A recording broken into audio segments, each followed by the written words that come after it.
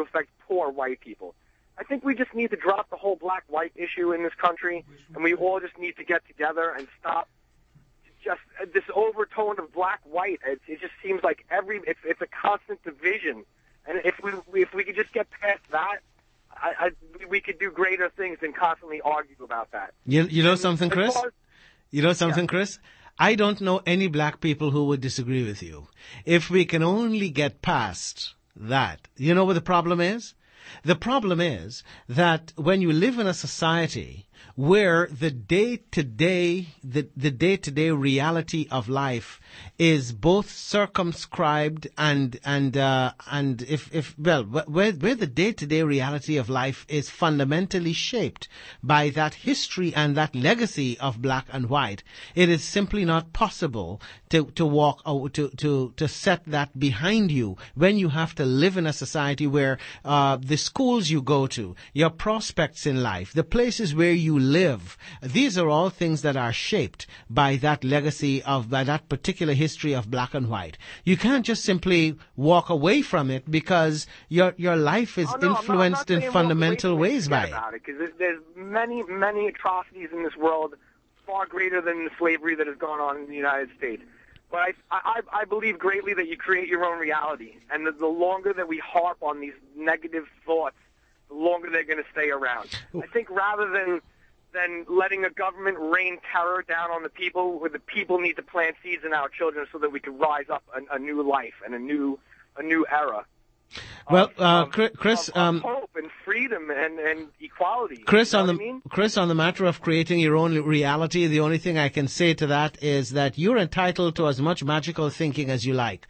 But the truth of the matter is that we don't all have the luxury of being able to create our own reality, because for most of us, our reality is circumscribed by certain hard facts. You see, let us take, for example, the problem of debt. In this country right now, where if you're a person living in if you took your entire life savings, whatever they were, and you bought a house, you scraped everything you could together, you made a down payment, and you did the best that you could to keep up with all of the mortgage payments and so on. And then it turns out that you were sold a bill of goods by the bank or the company that gave you that mortgage, and you end up, as they say, upside down in your mortgage, meaning that you now owe more on your house than the house is worth. So you can't sell it to make your money back. You can only sell it at a loss, assuming you're even able to find somebody who would buy it. And you find yourself in this position even though you've done everything the right way and you've obeyed all the rules and so on, but you have become a victim of the predatory lending and mortgage crisis that pretty much almost collapsed the entire economy a few years ago. That is part of your reality. Yeah, it's a reality it's a reality that shapes and determines the way you are going to be able to live your life. You don't just simply get to make up your own reality. Go ahead. Well, as far as that goes, as far as material possessions go, when people get into situations like that where they're borrowing money and then what they spend the borrowed money on is now worth less than, that whole situation that you just described, mm-hmm. I feel like that's self-imposed negativity on those people. Those are people that are living above their means. Those are people that want, need. And when you want more than you need, you're putting yourself in you're starting the race off in reverse, so to speak. You know what I'm saying? No, but I'm going to let you have the next 30 seconds to say the last thing before I move on. Okay, and as far as the gun control issue goes, we're harping so much on this one shooting, these shooting incidences.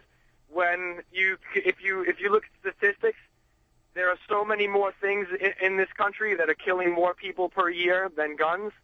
But I think there's a hidden agenda as far as the gun control thing goes, and I think everybody that's listening that is against the gun control knows exactly what I'm talking about.